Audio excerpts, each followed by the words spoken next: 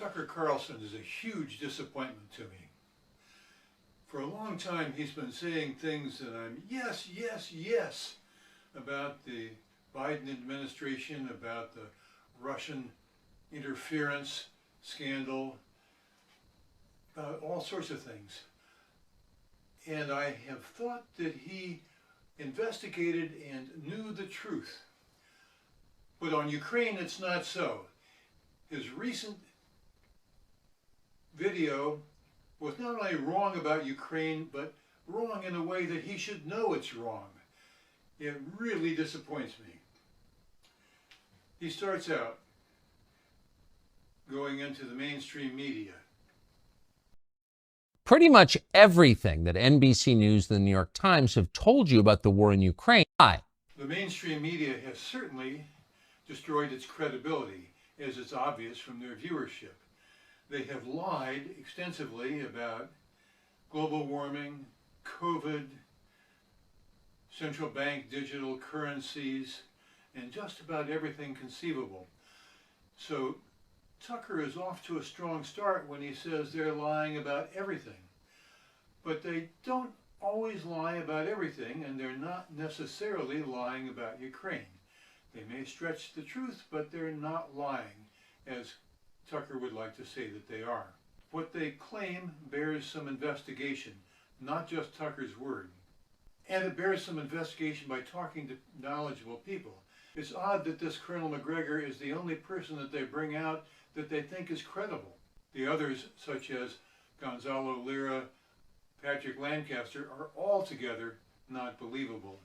So Colonel McGregor is the best they've got, but he is wrong right down the line. And in a couple of minutes, I'm going to try to demonstrate that. I, who am nobody, just an anonymous old blogger in Ukraine, do know something that these guys are willingly overlooking. The Russian army is incompetent, they claim. It may be hard to believe, but today's Russian army is like Russian armies throughout history. Like the Russian army that raped and pillaged its way through Germany after World War II. Like the Tsar's troops. It has not changed. The Russian people have not changed. They have always prevailed, when they prevailed, by brute force. Lots of men, lots of artillery, and lots of wasted lives. Eisenhower lamented that they lost more people taking Romania than he lost taking Germany in World War II. Russians are heedless of costs, and they're not very sophisticated warriors. They are brute force warriors, always have been, and they are today. Ukraine is a democracy. Tucker would claim that Ukraine is not a democracy. I've been here for the last couple of elections. They are not clean. All I can say is that they're certainly cleaner than the 2020 election in the United States, for instance, and perhaps the 2016 election, and they're certainly cleaner than elections in Russia. Democracy isn't perfect anywhere in the world. Ukraine has its flaws, but by world standards, it's not as bad as Tucker would have it sound. Vladimir Putin is Hitler, and he's trying to take over the world. This is a canard. Putin is trying to take over Ukraine against international law and against Russia's own treaty obligations. Not that they ever keep their word. This has been known to the United States since communist times, long before the Second War. They don't keep their word. And Russia's unprovoked invasion of Ukraine is the issue at hand. It's not world domination. Thankfully, the Ukrainians are winning. None of that is true. Every claim is false, the last one especially. After losing a substantial amount of land early in the war, Ukraine has been slowly winning it back. The first thing we did was we pushed the Russians away from Kiev last spring, 2022. Then we pushed them out of Kharkiv, out of the Kharkiv province for the most part. and then we pushed them away from Kherson.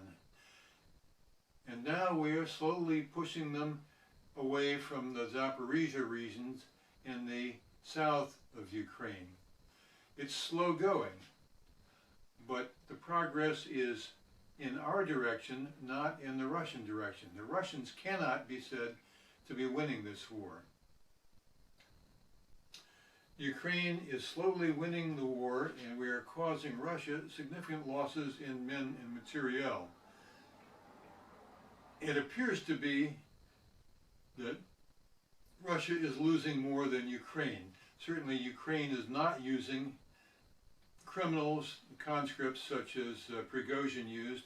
We are not using people from the hinterland such as the Dagestanis and the Tatars that Russia used. We are using Ukrainian citizens who believe in this country, and our morale is relatively high.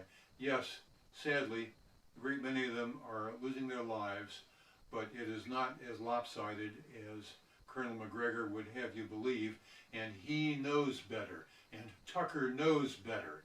There are statistics available, not accurate ones, but enough that they know better. The Ukrainian army is not winning. In fact, it's losing badly. Ukraine is being destroyed. Its population is being slaughtered in lopsided battles with a technologically superior enemy. At this point, Ukraine appears to have the initiative in the war. Whether Ukraine is winning is a point that you could say is arguable. To say that Russia is definitively winning, as Tucker does, is outright false. He should know better. Russia is at least having a very tough fight. He should admit that the outcome is unknown. Or scattered by the millions to the rest of the globe as refugees. Ukraine's civilian population, people such as me, are being slaughtered by Russia's wanton, reckless, illegal use of rockets primarily against civilian targets. There's absolutely no call for this.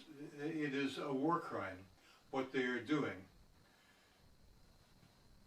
We lose between 5 and 10 civilians a day to this.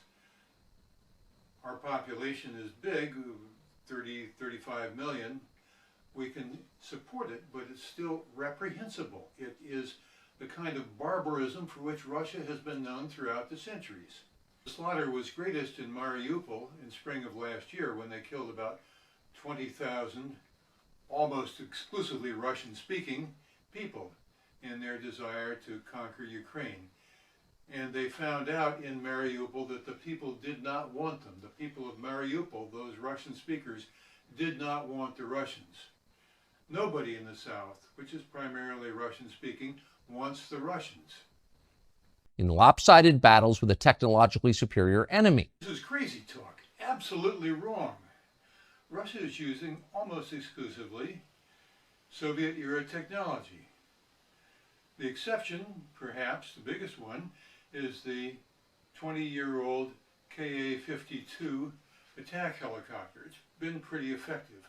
However, it's running into hard opposition from modern technology such as the Swedish Bofors laser-guided anti-aircraft munitions. But we're getting modern munitions from all over the place. Tanks, armored personnel carriers, missiles. NATO is using Ukraine to test all of its new technologies.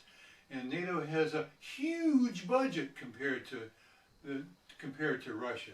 So they do not have technological superiority over Ukraine. Ukraine itself is doing a pretty good job with technology. They have, since the beginning of the war, done a very good job of improvising drones that are now blowing things up in Moscow. Nice change of pace there.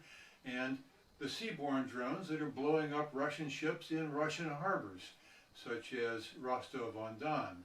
So the Ukrainians are no slouches either. The Ukrainians were the ones who drove technology in the Soviet era.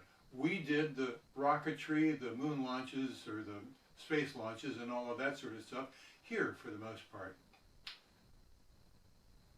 So Tucker, you're wrong. The technology is with the West, with NATO.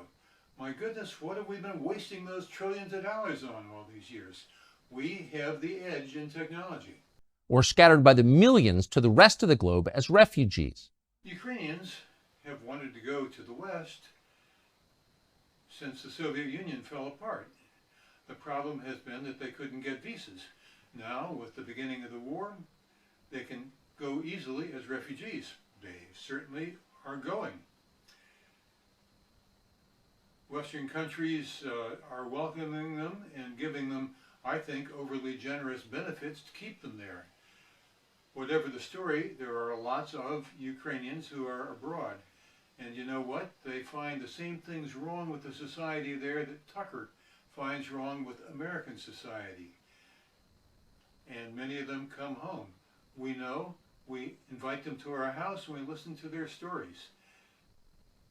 No, the West is not the land of milk and honey. They may have a better salary, but the schools are bad, the indoctrination is worse, the masking and COVID and all that sort of stuff is worse. Life here is pretty good, but we don't have as much money. That's true. Ukraine is running out of soldiers. As that happens, the question will inevitably arise, who's going to replace them? Saying that American soldiers are going to be called in to win this war is just pure fear-mongering. Tuckery, it's unworthy of you. What we need from the West is armaments, that's for sure, but we don't need soldiers in dresses from the United States. I'm not sure that the United States is capable of fighting a battle. Ukraine is proving that it is. We have men who are willing to fight for their own land.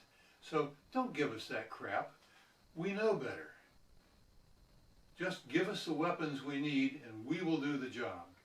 Thank you, Tucker. Well, that covers the introduction, Tucker's short introduction, and then there's a long, long piece by Colonel McGregor. He brings up the same points that I rebutted point by point on my Substack. You'll see the link below a little while ago, so I don't need to go into detail. Besides that, we know that Colonel McGregor is nothing but a gas bag, but Tucker, the American people had a great deal of faith in you, Tucker. You were right for so long on so many issues. That's why you're such a disappointment on this one. It's like an unfaithful wife. Why can't you open your eyes and see what's going on? I recommend that the reader look at other sides of the argument. The best single source for unbiased reporting is Edward Slavsquat, a previously Moscow-based correspondent who sees everybody, and he quotes the Russian mill bloggers. He provides links to everybody who's important on all sides of this issue. Tucker does not address the morality of the war.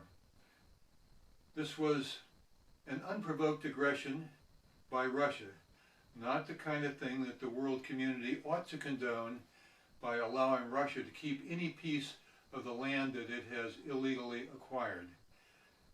Looks now like the nuclear threat was no more than that, just a threat to try and bludgeon us, cower us into acquiescence for what Russia had done. I don't think that there's a nuclear threat. Russia's smarter than that, and we should stay the course and win this war. Colonel McGregor holds Russia up to be a superior form of society, where men are men and women are women and we know the difference and so on. He claims that Putin has totally remade Russian society from the corrupt old Soviet days. This is absolutely untrue, and I refer the reader to many, many books written by people of all sorts of beliefs, including Stephen Cohen, an avowed Russophile, on my website. The Russians haven't changed. They're the same people described by the Marquis of Custine 2 centuries ago in Letters from Russia, and Homo Sovieticus during the Soviet era. The same people and the same corruption, and that's the reason that Ukraine is winning, because the corruption made the army unprepared for this war. No matter how big it was, they are not, as claimed, superior technologically, and certainly they are corrupt. You read about it from the Russian military bloggers, among many others. I refer you to Edward Slavsquat, who points to a number of Russian websites that he translates, and to Matt Taibbi, who's certainly an unbiased source, a giant octopus squid fellow from years back, with his links to Russian descent. Taibbi spent several years in Russia, in Moscow, as a Russian reporter. He knows it. So recommend that you follow these links. Also, two others that are sort of pro-Ukraine, Mike Ryan, Futura Doctrina, and Sam Friedman of Comment is Freed, offer insightful analyses of the war here in Ukraine. It does have a little bit of bias, but unlike Colonel McGregor, they'll tell you where they got their numbers. They'll point you to the sources. McGregor doesn't point you to anything. All he does is wave his arms and say, Russia's going to win. Russia's going to win. Ukraine better quake in fear. No. What you need is people who will tell you the truth and tell you how they happen to know the truth, which McGregor never does. McGregor tells you his truth, and that's all he'll tell you. And why in the world Tucker accepts him at face value is absolutely beyond me. If you listen to these guys, to the Russian dissent, the others, you should come up with 100 questions that you could ask Colonel McGregor yourself. Write them down and look and see if you find answers, and send them to Colonel McGregor and see if you get any answers. Not going to be forthcoming. Well, that's my take. Thank you for listening.